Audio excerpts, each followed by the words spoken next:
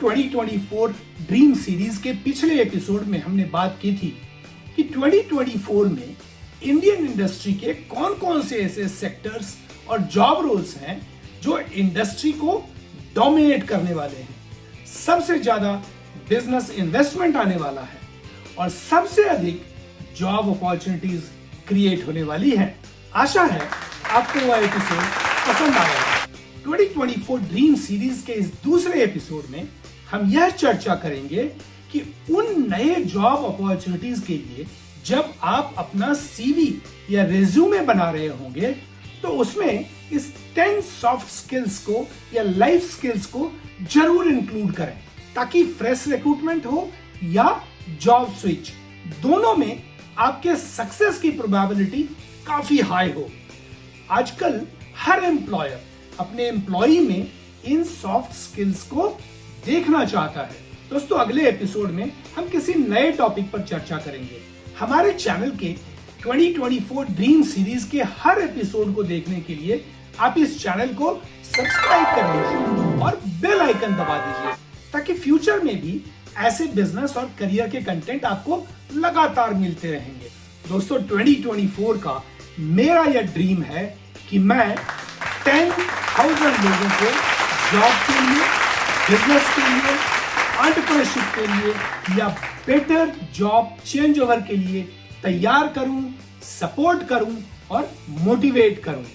और उसके लिए मैं इस चैनल के माध्यम से लगातार कंटेंट बनाता रहूंगा जो आपको, हमारे सारे व्यूअर्स एंड सब्सक्राइबर्स को उनके ड्रीम्स को रियलाइज करने के लिए information, motivation and decision making के लिए सपोर्ट करेगा। दोस्तों, कोई भी लक्ष्य पूरा करने के लिए ड्रीम्स देखने तो जरूरी हैं। हमारे former president APJ Abdul Kalam ने भी कहा था कि you have to dream before your dreams can come true. तो दोस्तों, आइए समझते हैं टॉप 10 स्किल्स को जो आपको अपने रिज्यूमे में इंक्लूड करना है और जहां तक संभव हो अपने लाइफ के एग्जाम्पल्स के साथ इंक्लूड करना है कि आपने कब और किस परिस्थिति में कैसे उन स्किल्स को डेमोन्स्ट्रेट किया। दोस्तों, आप इस एपिसोड को एंड तक देखना, तभी आपको इसका लाभ मिलेगा, वरना एक दो स्किल देखकर छोड़ देंगे तो कोई फायदा नहीं होगा। 2024 ड्रीम सीरीज के सभी एपिसोड को देखने के लिए इस चैनल को सब्सक्राइब कर लेना और बेल आइकन जरूर दबा देना ताकि कोई एपिसोड छूट ना जाए। तो दोस्तों, टॉप 10 स्किल्स का पहला स्किल है टीम वर्क एंड कोलैबोरेशन। कोई भी ऑर्गेनाइजेशन किसी एक व्यक्ति के द्वारा नहीं चलता है। Different knowledge, skill set, aptitude and experience के साथ कई लोग मिलकर एक टीम के रूप में एक ऑर्गेनाइजेशन को चलाते हैं और कहते हैं ना कि team means together everyone achieves more. इसलिए हर एम्प्लॉयर यह चाहता है कि कोई भी नया एम्प्लॉय, चाहे वो फ्रेशर हो या एक्सपीरियंस्ड, एक टीम प्लेयर हो, ना कि उसके ज्वाइन करने के साथ ही टीम स्पिरिट खराब हो जाए, झगड़े शुरू हो जाए, राइवलरी बढ़ जाए। इसलिए आप अपने रिज्यूमे में अपने पर्सनल एग्जाम्पल के साथ यह लिखें कि आपने कैसे एक टीम प्लेयर के रूप में टीम मेंबर्स के साथ कोलैबोरेट करते हुए एक स्ट्रॉन्ग बॉन्डिंग डेवलप करते हुए ऑर्गेनाइजेशन के किसी कॉमन गोल एंड ऑब्जेक्टिव को अचीव किया। यह आपके एम्प्लॉयर को, आपके कैंडिडेचर को कंसिडर करने के लिए पॉजिटिव मैसेज देने वाला होगा। दूसरा स्किल है कम्युनिकेशन स्किल। ऑर्गेनाइजेशन में एक टीम के रूप में काम करने में जो स्किल सबसे ज्यादा काम आती है वो है कम्युनिकेशन स्किल। आप ऑर्गेनाइजेशन के अंदर कलीग्स, सीनियर्स एंड जूनियर्स के साथ अपने थॉट्स को राइटिंग एंड वर्बली किस तरह एक्सप्रेस कर पाते हैं, आप दूसरों के व्यूज एंड ओपिनियंस के कितने अच्छे एक्टिव लिसनर हैं और मैनेजमेंट को या टीम को अपने आइडियाज को प्रेजेंट कर सकते हैं, इस बात पर आपकी सफलता बहुत कुछ निर्भर करती है। क्योंकि कौवा और कोयल में फर्क तो तभी नजर आता है जब वो बोलते हैं, वरना रंग तो एक जैसा ही होता है। तीसरा स्किल है लीडरशिप स्किल्स। दोस्तों, बहुत सारे लोग हैं जो ऐसा सोचते हैं कि लीडरशिप स्किल्स की सिर्फ सीनियर मैनेजमेंट लेवल पर जरूरत पड़ती है। ऐसा नहीं है। और मैं आपको यह भी क्लियर करना चाहता हूं कि हर मैनेजर लीडर नहीं होता है और हर लीडर को मैनेजर होना भी जरूरी नहीं है।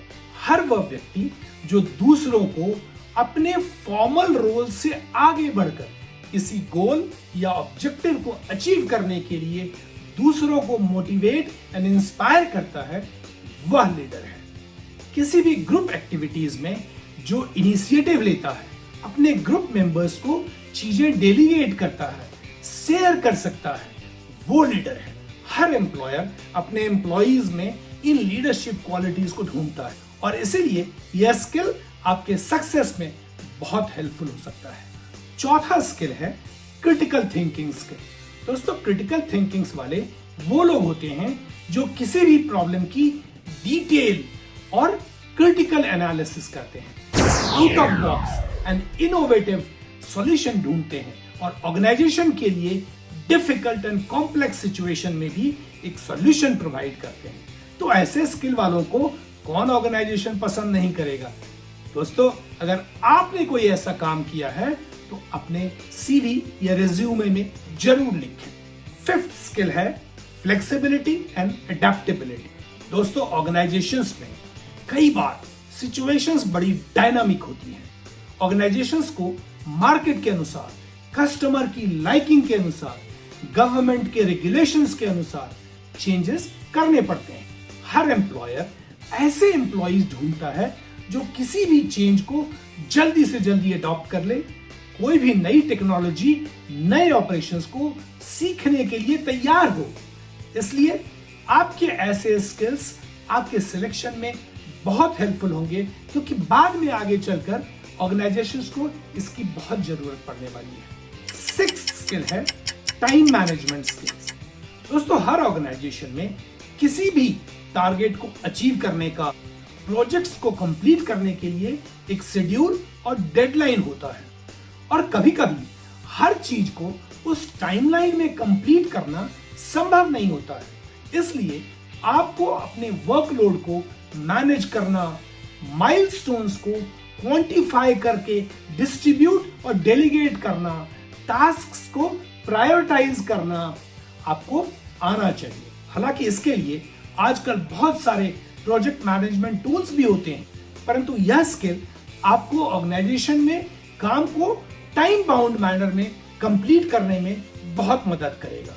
सेवेंथ स्किल है कमिटमेंट।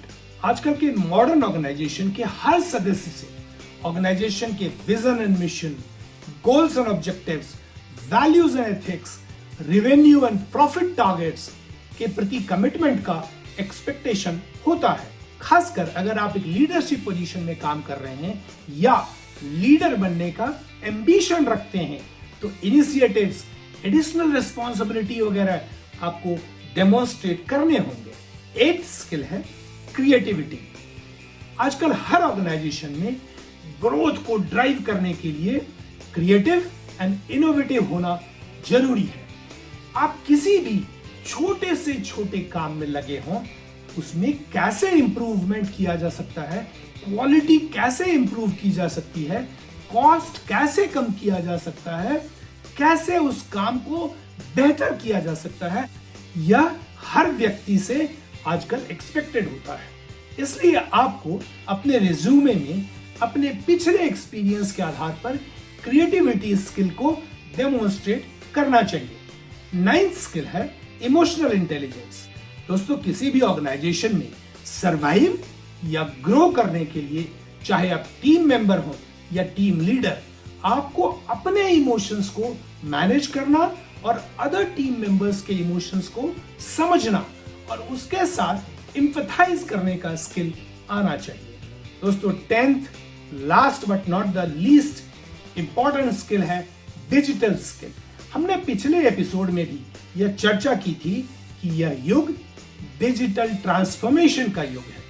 बहुत सारी चीजें जो आप ट्रेडिशनल वे में कर रहे थे, आज artificial intelligence, machine learning, robotics और चैटबॉट के द्वारा किए जा रहे हैं।